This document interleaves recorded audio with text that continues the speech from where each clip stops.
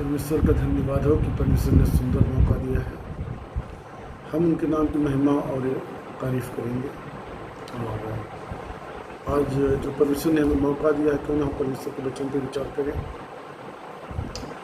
और हमारा परमेश्वर पवित्र परमेश्वर है और उसकी इच्छा है कि हम पाप में जीवन न बिताएं।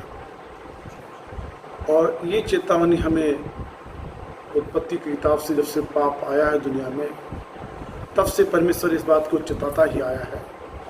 जब हम पवित्र शास्त्र पढ़ते हैं, मत्ती रचित सुसमाचार उसका 4 अध्याय उसका 17 वचन पढ़ते हैं, तो यहाँ पर पढ़ते हैं कि उस समय से यीशु ने प्रचार करना और ये कहना आरंभ किया कि मन फिराओ, क्योंकि स्वर्ग का राज्य निकट आया है। परमेश्वर की इच्छा है कि उसका इच्छा है कि आप नाश ना हो, उसके पहले वो आपको मन फिराव का अवसर दे रहा है। अगर आप मन नहीं फिराते हैं, तब फिर विकल्प है न्याय परमेश्वर का आपके ऊपर आने वाला है। मीका की किताब उसका 6 अध्याय उसके 13 और 14 वचन में लिखा है, इस कारण मैं तुझे मारते मारते बहुत ही घायल करता हूँ, तेरे पापों के कारण तुझको उजाड़ डालता हूँ। तेरे पापों के कारण तुझको उजाड़ डालता हूँ। आज पाप के कारण कई लोग बर्बादी में चले गए, कई लोग विनाश में चले गए, कई लोग गर्त में चले गए, कई लोग बेकारी में चले गए, कई लोग परेशानी में चले गए, कई लोगों का जीवन अंधकार में चला गया, कई लोगों को शैतान ने नष्ट कर दिया पाप के कारण, तेरे पापों के कारण। मेरे प्रियो, हमें पाप से पश्चाताप करना है, हमें लौटना है, हमें पश्चाताप करना है और हमें परमेश्वर के तरीके से, परमेश्वर की मनसा में जीवन जीना है। और नहीं तो हम भी श्रापित हो जाएंगे। लिखा है कि तू खाएगा परंतु तृप्त ना होगा, तेरा पेट जलता ही रहेगा और तू अपनी संपत्ति लेकर चलेगा परंतु ना बचा सकेगा, और जो कुछ तू बचा भी ले उसको मैं तलवार चलाकर लुटवा दूंगा। ऐसा जब कोई पाप करता है फिर सक्सेस नहीं होता है। पाप करता है, संतुष्टि उसके जीवन में नहीं रह जाती। पाप करता है, वो उसके जीवन में विनाश आ जाता है। दूसरे शब्दों में कहें कि परमेश्वर का न्याय आ जाता है। हमें पाप से पश्चाताप करना है।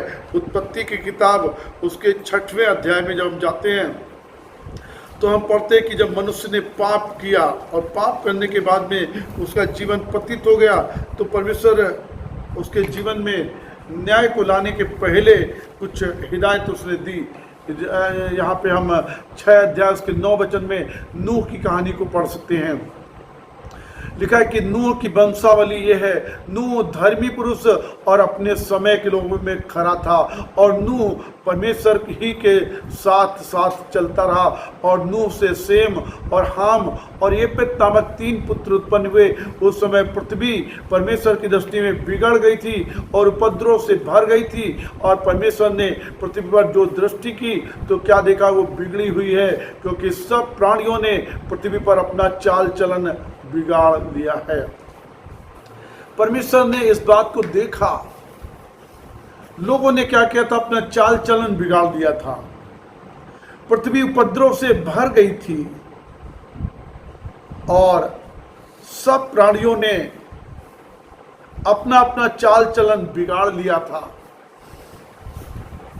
और तब परमेश्वर ने नूह से कहा, सब प्राणियों के अंत करने का प्रश्न मेरे पास आ गया है, क्योंकि उनके कारण पृथ्वी उपद्रव से भर गई है, इसलिए मैं उसको पृथ्वी समेत नष्ट कर डालूंगा।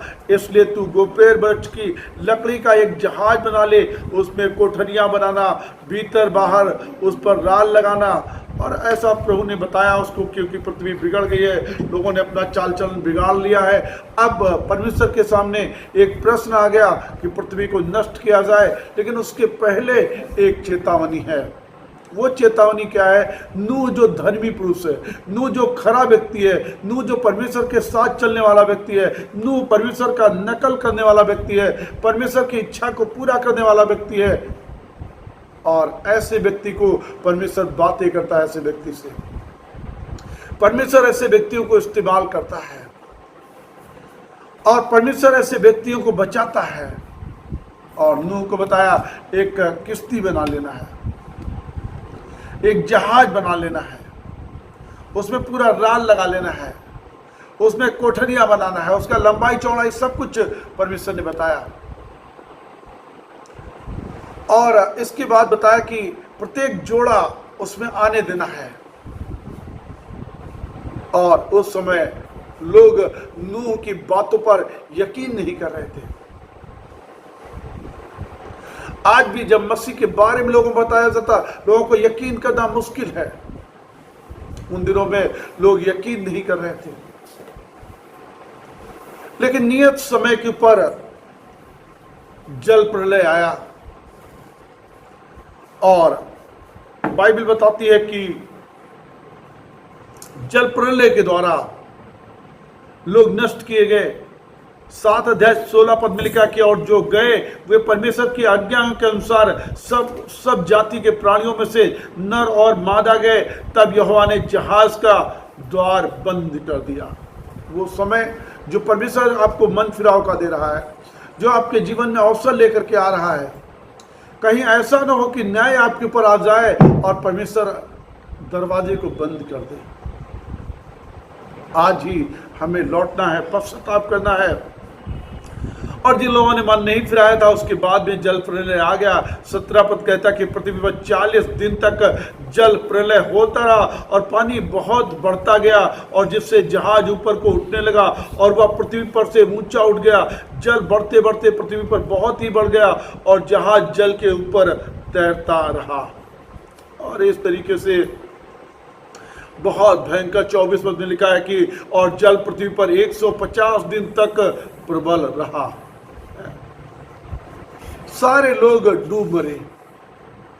केवल जो जहाज में गए थे, जिन्होंने परमेश्वर की बातों पे यकीन किया था, बाइबल बताती है वो लोग बच गए। आज यीशु मसीह का प्रचार अंतिम समय पे आ चुका है। यीशु मसीह इस दुनिया में आए, उन्होंने सबसे पहले मन फिराव का संदेश दिया, कहा कि पापों से पश्चाताप करो, परमेश्वर की ओर लौटो, क्योंकि परमेश्वर का राज्य निकट आ गया है। उन्होंने प्रार्थना में भी सिखाया, परमेश्वर की मर्जी को पूरा करो।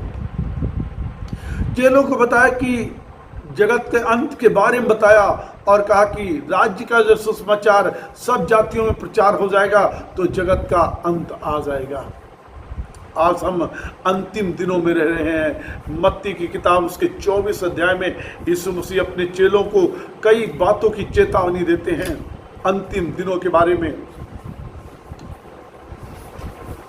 और चेले लोग 3 पद में लिखा है कि जब वह जैतून पहाड़ पर बैठा था तो चेलों ने एकांत में उसके पास आकर कहा, हमें बताइए ये बातें कब होंगी, तेरे आने का और जगत के अंत का चिन्ह क्या होगा। यीशु ने उनको उत्तर दिया, सावधान रहो, कोई तुम्हें भरमाने ना पाए।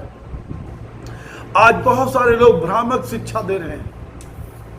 और आगे लिखा कि बहुत से ऐसे होंगे जो मेरे नाम से आकर कहेंगे मैं मसीह हूं, बहुतों को भरमाएंगे। और तुम लड़ाइयों की चर्चा सुनोगे तो घबरा न जाना, क्योंकि इनका होना अवश्य है, परंतु उस समय जगत का उस समय अंत ना होगा। क्योंकि जाति पर जाति, राज्य पर राज्य चढ़ाई करेगा और जगह जगह अकाल और भूकंप होंगे। ये सब बातें पीड़ाओं का आरंभ होंगी। वे कलेश देने के लिए तुम्हें पकड़वाएंगे और तुम्हें मार डालेंगे। मेरे नाम के कारण सब जातियों के लोग तुमसे बैर रखेंगे और बहुत से ठोकर खाएंगे और एक दूसरे को पकड़वाएंगे और एक दूसरे से बैर रखेंगे। बहुत से झूठे भविष्यवक्ता उठ खड़े होंगे और बहुतों को भरमाएंगे। अधर्म के बढ़ने से बहुतों को भरमाएंगे। अधर्म के बढ़ने से बहुतों का प्रेम ठंडा हो जाएगा, परंतु जो अंत तक धीरज धरे रहेगा उसी का उद्धार होगा। और राज्य का ये सुसमाचार सारे जगत में प्रचार किया जाएगा, सब जातियों पर गवाही हो, तब अंत आ जाएगा। और आज सुसमाचार बहुत तेजी के साथ फैल रहा है। कई पासवानों को जेल में डाला गया, कई लोगों पर मुकदमा किया गया, कई लोगों को मार दिया गया है, लेकिन इसके बावजूद भी मसीह की सारी भविष्यवाणियां पूरी हो रही हैं। बाइबल बताती है किसी के भरमाने में नहीं आना, क्योंकि भरमाने वाले बहुत सारे निकल पड़े हैं। और लिखा कि अधर्म के बढ़ने से बहुतों का प्रेम ठंडा हो जाएगा, जो अंत तक धीरज धरे रहेगा उसी का उद्धार होगा। आज लोगों का धीरज टूटा जा रहा, महामारी के कारण, धोखाधड़ी के कारण, पाप के कारण, बुराई के कारण, संसार में नफरत फैल रही है, उसके कारण लोगों का धीरज टूटा जा रहा है। लेकिन बाइबल बताती है जो अंत तक धीरज धरे रहेगा उसी का उद्धार होगा। और राज्य का सुसमाचार सब जातियों में प्रचार किया जाएगा, तब जगत का अंत आ जाएगा। आज बहुत तेजी के साथ में प्रचार प्रसार हो रहा है, और ऐसे समय में अगर हम धीरज नहीं रखते हैं, चेतावनियों को नहीं मानते हैं, तो जैसा नूह के ज़माने में हुआ था, नूह के ज़माने में बाइबल में लिखा कि 40 दिन तक दिन रात भयंकर बारिश होती रही, और 150 दिन तक जल बढ़ता गया बढ़ता गया बढ़ता गया, कुछ भी संसार में बचा नहीं था सिवाय इसके कि नूह की किस्ती। और बाइबल बताती है फिर क्या किया, परमेश्वर ने लिखा कि उनकी सुधि ली। परमेश्वर सुधि लेने वाला परमेश्वर है, बचाने वाला परमेश्वर है, आपको बचाना चाहता है और चाहता कि आप पाप से तौबा करें, पश्चाताप करें और परमेश्वर की मनसा को, परमेश्वर की मर्जी को आप पूरा करें, क्योंकि सुसमाचार पूरा संसार में बड़ा तेजी के साथ में फैल रहा है। सताव भी बहुत तेजी के साथ में हो रहा है। बहुत सारे पासवानों पे मुकदमा किया जा रहा है, बहुत सारे पासवानों को जेलों में डाला जा रहा है ना, बहुत सारे लोगों को मार दिया जा रहा है, बहुत सारी भ्रामक शिक्षा दुनिया में फैलाई जा रही है, और ये सारी चीज़ें मसीह के आने का आने को संकेत करती हैं, और उसका आना बहुत नज़दीक हो चुका है।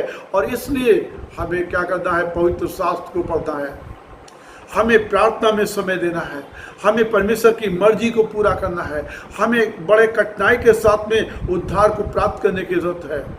और अगर हमारा धीरज अगर टूट गया, अगर हम परमेश्वर की मनसा को नहीं समझ पाए, परमेश्वर की मर्जी को नहीं पहचान पाए, तो नूह के ज़माने में जैसे संसार नष्ट हो गया था, वैसा ही फिर से होने वाला है। इसलिए बाइबल हमें चेतावनी देती है, परमेश्वर का वचन हमें चेतावनी देता है, कहता है कि मन फिराओ और परमेश्वर की ओर लौटो। यूहन्ना कहता कि अब कुल्हाड़ा पेड़ की जड़ पे रखा है, जो अच्छा फल नहीं लाएगा वो काटा और आग में झोंका जाएगा।